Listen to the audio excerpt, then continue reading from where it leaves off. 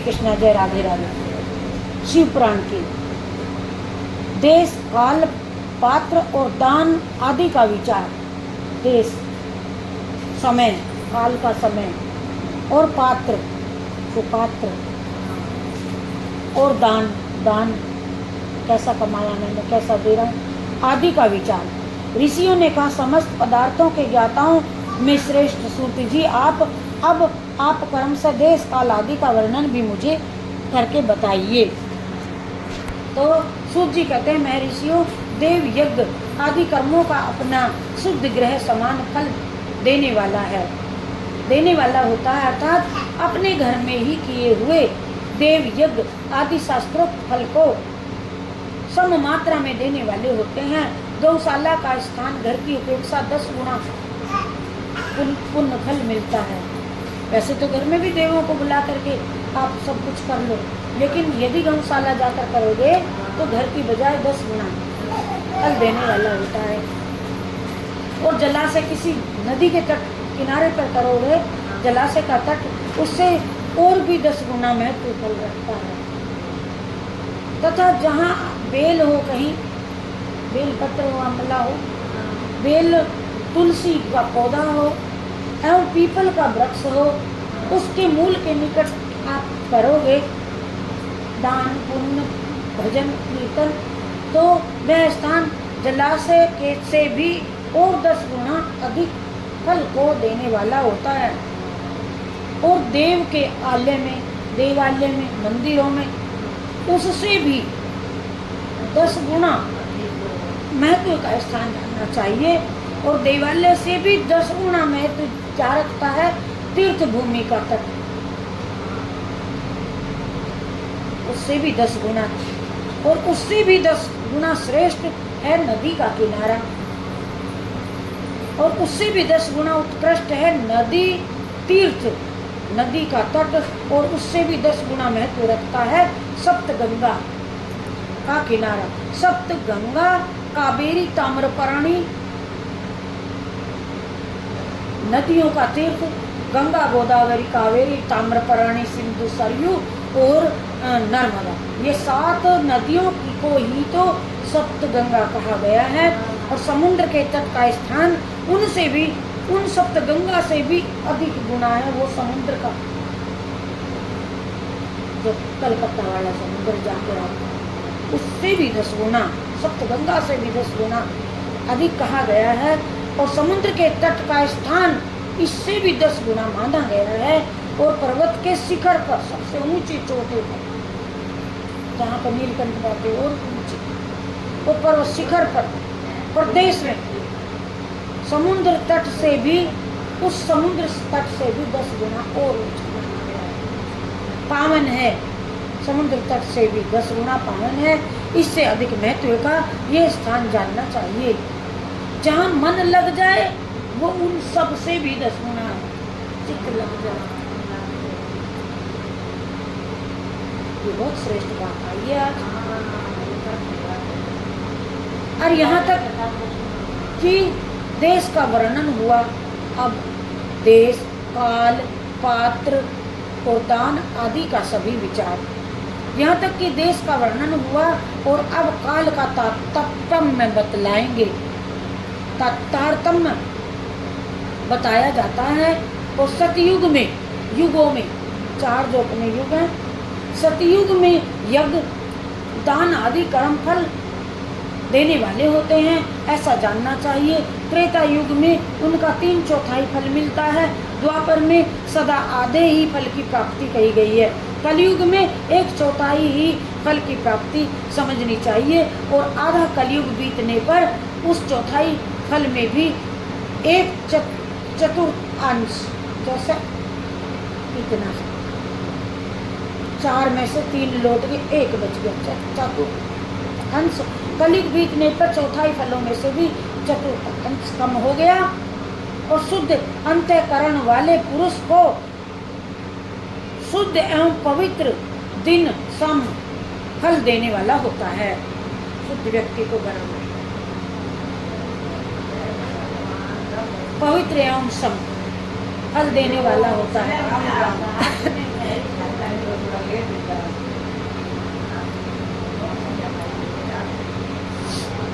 और विद्वान ब्राह्मणों को सूर्य संक्रांति के दिन किया हुआ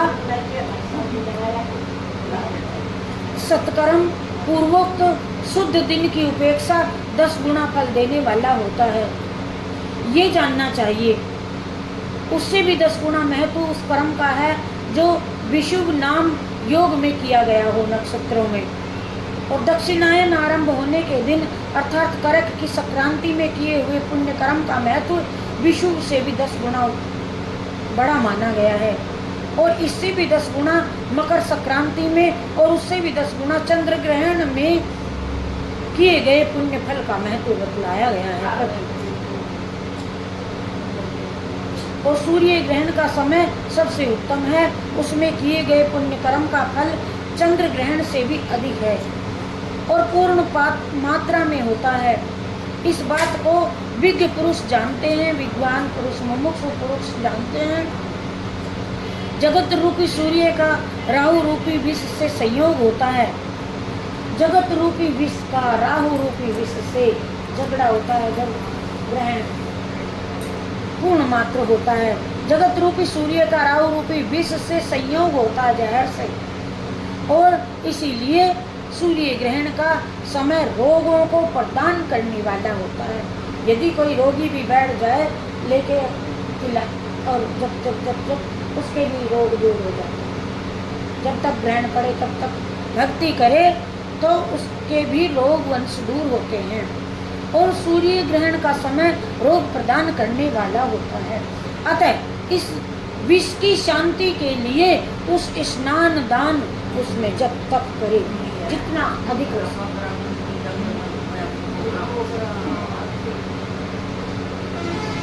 एक छोटी सी बात बताइए, इसकी संस्कृत होगी कि ज्योतिषी के अनुसार पूछ करके किसी विद्वान से, और उस समय सूर्य विषुव रेखा पर जब पहुंचता है तब तक और दिन या रात दोनों बराबर होते हैं। वर्ष में 2 बार ये ग्रहण आ भी जाता है। तो एक शोर चैत्र मास की 9वीं तिथि मार्च को, दूसरा शोर अश्विन तिथि को, ऐसे वो बता देते हैं पहले ही कैसे कौन सा ग्रहण पड़ेगा। तो दान और जब तक जरूर करे। सूर्य ग्रहण में का कोई तुलना नहीं है। कहते हैं कि 10 गुना 10 गुना 10 गुना।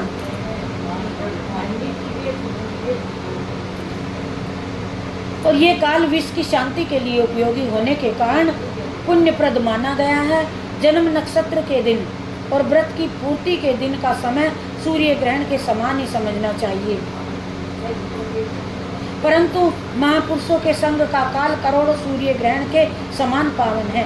जो विद्वान गुरु होते हैं उनका भी पर्व सूर्य ग्रहण के समान समझना चाहिए, ऐसा ज्ञानी पुरुष जानते मानते हैं। परंतु महापुरुषों के संग का काल करोड़ों सूर्य ग्रहणों के समान पावन होता है। तपोनिष्ठ योगी ज्ञान निष्ठ यति ये पूजा के पात्र होते हैं, और क्योंकि ये पापों के नाश के कारण होते हैं। क्योंकि जिसने 24 लाख गायत्री का जप कर लिया हो जिस ब्राह्मण ने, वह ब्राह्मण भी पूजा का उत्तम पात्र होता है। वह संपूर्ण फलों और भोगों को देने में समर्थ है, और जो पतन से त्राण करता है वह नरक में गिरने से बचाता है।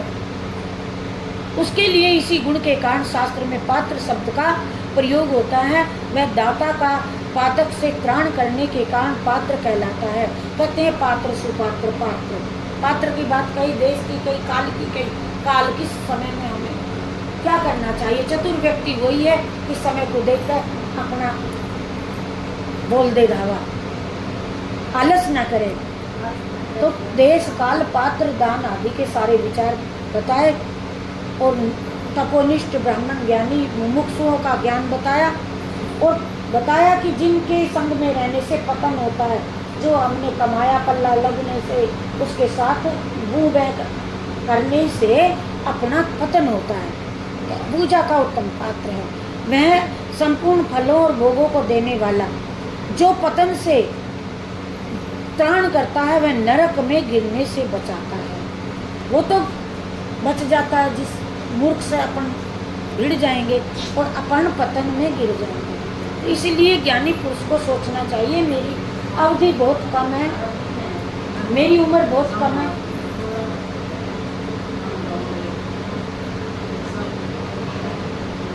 ये ही बचावा करना है। ये उम्र बहुत कम है और अपना तो लुट चलेंगे बिना बात, और वो तर जाएगा और हम वहीं के वहीं रह जाएंगे। हम फिर किसी माँ के गर्भ में आएंगे। ये मुमुक्षुओं की ज्ञानियों की बात है। इसीलिए ना हमें किसी साधु संतों से अपना, क्योंकि वो उसको तो जाने दो, हमें तो फिर से आना ही आना है। उसके हाथ लगा तो उसे क्यों पतन में गिरा। हर औरतों को कहती हूँ भाई आप इनके चरण मत छुओ, ये ब्रह्मचारी हैं भाई, इन्हें अपना वो मत दो, पाप मत दो, फिर भी लगी रहना है।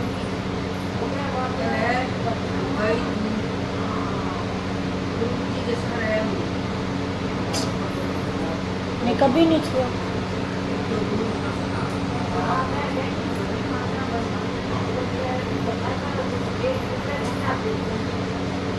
ये कह दिया, इसमें स्पष्ट कह दिया कि पात्र उसके लिए गुण के कारण शास्त्र में पात्र शब्द का सब पात्र पूछा था। उन्होंने सूत जी ने पूछा था, ऋषियों ने कहा, ऋषि बता रहे हैं, सूत जी पूछ रहे हैं कि अब हमें पात्र का भी बताओ। तो अब ये बताया देश का काल का, आपसे पहले जो बताया है वो मैंने डाल लिया, थोड़ा सा सुनना था फिर मैं अब हाँ, नरक में गिरने से बचाता, उसके लिए इसी गुण के कारण शास्त्र में पात्र शब्द का प्रयोग किया गया है। वह दाता का पातक से त्राण करने के कारण पात्र कहलाता है। गायत्री अपने गायक का पतन से त्राण करती है, इसीलिए वह गायत्री कहलाती है। जैसे इस लोक में जो धनहीन है वह दूसरे को धन नहीं देता। भाई हमारे पास धन नहीं है, मैं कैसे दूँ आपको धन, जब हमारे इस लोक में हमारे पास कुछ है ही नहीं, हम कैसे दें।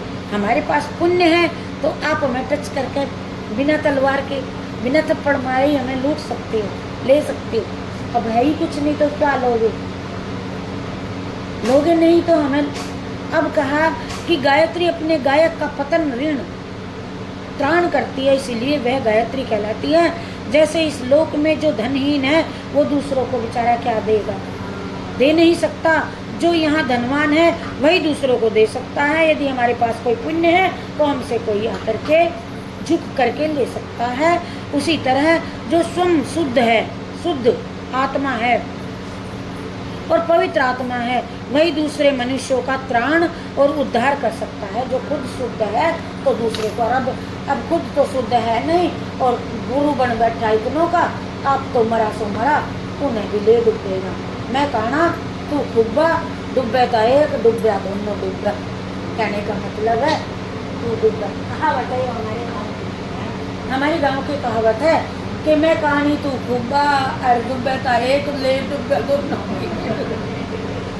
कहने का मतलब है मेरे पास ज्ञान नहीं और मैं बना फिरूँ ज्ञानी, आ जा तू मेरा चेला बन जा। और तू तो मरना ही था, वो चेले को भी दे दे, कहीं चेला सुधर जाता बेचारा, उसे भी बहका। पहले दिन पाठ में आया था कि बहका करके दुनिया इस युग में ऐसा करेगी, अपने पास बुलाएगी। मेरे पास व्यापार अच्छा है, आ जाओ मेरी खरीदारी ले लो, ये होता है।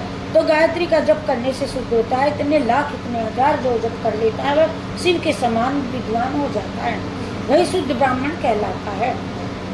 और इसीलिए दान जप हवन पूजा सभी कर्मों के लिए वही शुद्ध पात्र है। पात्री से कहे ना, पात्र कर पात्र, कर का मतलब हाथ, पात्र का मतलब और अंदर से आत्मा साफ हो तो हमारे शुद्ध कर पात्र। और हवन पूजा सभी कर्मों के लिए शुद्ध पात्र है हवन करने के लिए। ऐसा ब्राह्मण ही दान और रक्षा करने की पात्रता रखता है, स्त्री हो चाहे पुरुष हो। जो भी भूखा हो वही अन्नदान का पात्र है, अन्नदान का पात्र है। जिसको जिस वस्तु की इच्छा हो उसको बिन मांगे दो, वही दान है। और किसी ने मांग के ली और तुमने चल के दी, उसका पुण्य इतना नहीं जितना पहले सोच लो कि इसको ये चाहिए, उसको जल्दी से जल्दी दे। सर्वप्रथम दान, सर्वप्रथम दान, बिना मांगे पानी पिलाने का सबसे बड़ा दान। जिसको जिस वस्तु की इच्छा हो उसे वह वस्तु बिना मांगे दे दी जाए तो दाता को उस दान का पूरा पूरा फल प्राप्त होता है। ऐसी महर्षियों की ऐसी मान्यता है। जो सवाल या याचना करने के बाद दिया जाता है वह दान आधा ही फल देने वाला होता है जो मांगने पे दिया जाता है। वो बात आ गई मेरी। जो जी मुझे दे दे कुछ तो दे दे, तो वो आधा बता दे। अपने सेवक को दिया हुआ दान 1/4 फल देने वाला होता है नौकर। और विप्रों को, ब्राह्मणों को देने वाला, जो जाति मात्र से ब्राह्मण है, दीनता पूर्वक वृत्ति से जीवन बिताता है, उसे दिया हुआ दान, दान का दाता भूतल पर 10 वर्षों तक भोग प्रदान करता है। जो सच्चे ब्राह्मण को दान देता है वो 10 वर्षों तक आनंद भोगता है पृथ्वी। देने दिया किसे जाता है, देना किसको चाहिए? सुपात्र को दान देना चाहिए। वही दान और वेद वेत्ता ब्राह्मण को दिया जाए तो स्वर्ग लोक में देवताओं के वर्ष से 10 वर्षों का दिव्य भोग देने वाला होता है स्वर्ग में भी। और शील और उच्च वृत्ति से लाया हुआ, हमने मेहनत से कमा करके कोई फल तोड़ के लाए मेहनत से और किसी को दे दिया, वो उसका फल क्या होता है? उसका दान दाता को पूर्ण फल देने वाला बताया गया है। क्षत्रियों का शौर्य से कमाया हुआ, वैश्यों का व्यापार से आया हुआ, शूद्रों का सेवा वृत्ति से प्राप्त किया हुआ धन भी उत्तम द्रव्य कहलाता है। और धर्म की इच्छा रखने वाली स्त्रियों को जो धन पिता और पति से मिला, पति ने जो दान दिया, फिर पिता ने जो दान दिया, फिर पति को दिया, पति से मिला हुआ, और उसके लिए वही, स्त्री के लिए वही उत्तम है।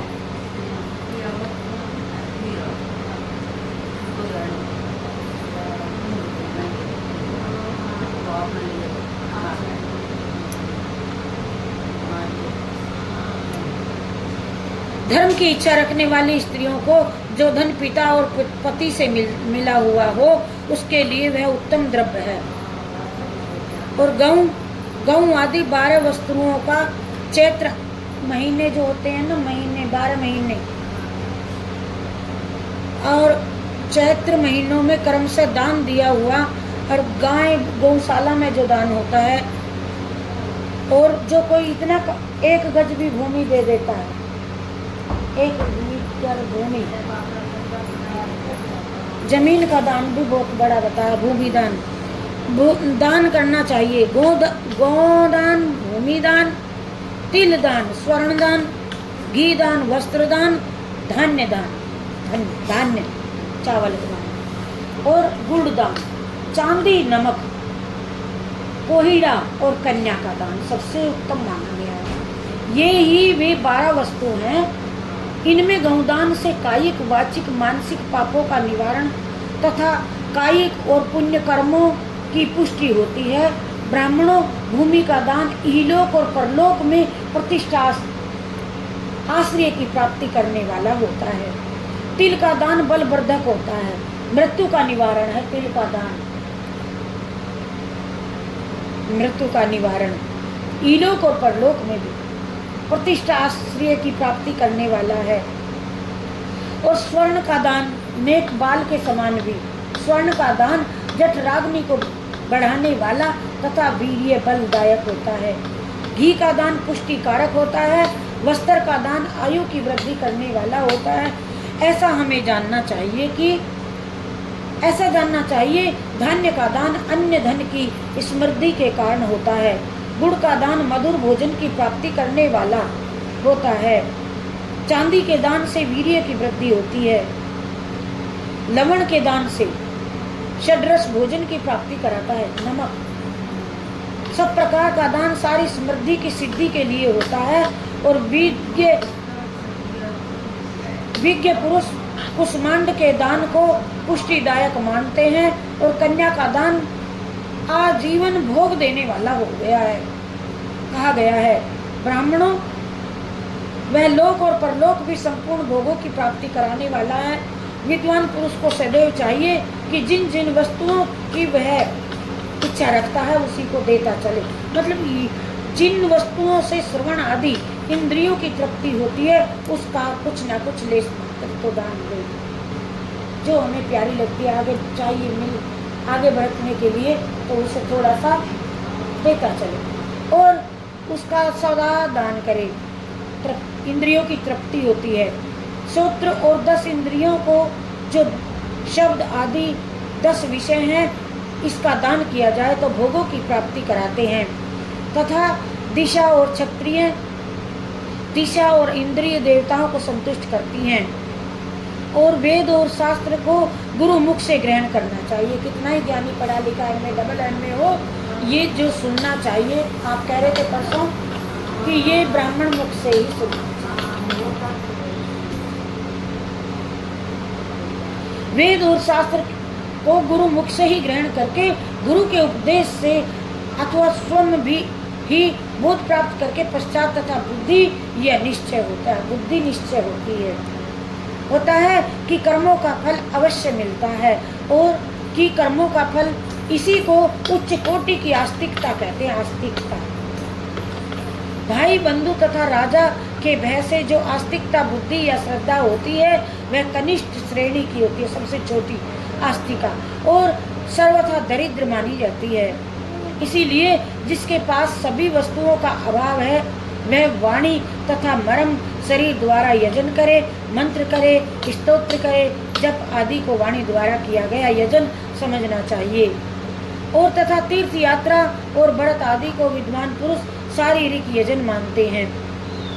जिस किसी भी उपाय से थोड़ा हो या बहुत देवता अर्पण करता चले, थोड़ा भी देवे तो वो भी प्रभु के अर्पण करे और शारीरिक यजन माने। इस उपाय से थोड़ा हो या बहुत देवता के बुद्धि से जो भी कुछ दिया गया अथवा उनके दान या सत्कर्म भोगों की प्राप्ति कराने में समर्थ होता है। तपस्या और दान ये 2 कर्म मनुष्यों को सदा करने चाहिए। तप करना चाहिए, थोड़ा बहुत देता जाना चाहिए। दान सत्कर्म भोगों की प्राप्ति कराने में समर्थ होते हैं।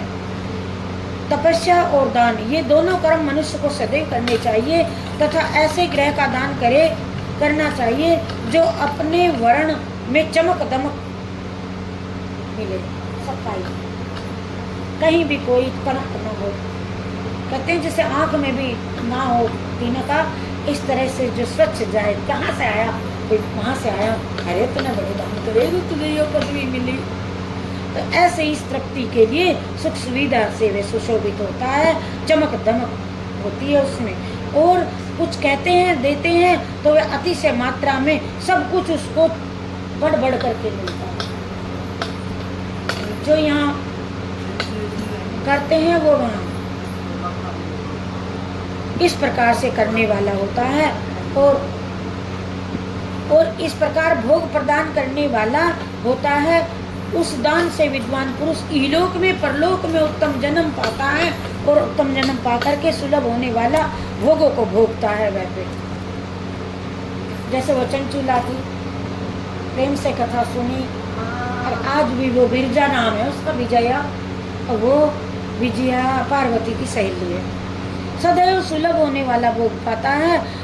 ईश्वर के आर्पणा वृद्धि से यज्ञ दान कर्म करके मनुष्य मोक्ष भोग पाता है और ईश्वर अर्पण बुद्धि से यज्ञ दान आदि कर्म करके मनुष्य मोक्ष फल का भागी होता है। बोलो जय शिव शंकर भगवान की जय।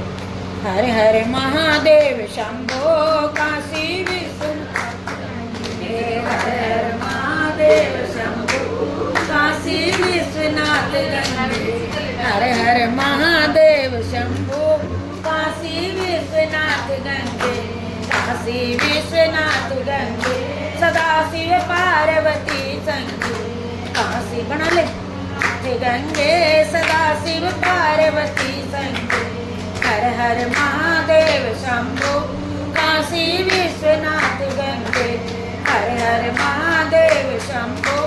काशी विश्वनाथ गंगे, हर हर महादेव शंभो। काशी विश्वनाथ गंगे, काशी विश्वनाथ गंगे, सदा शिव पार्वती संगे।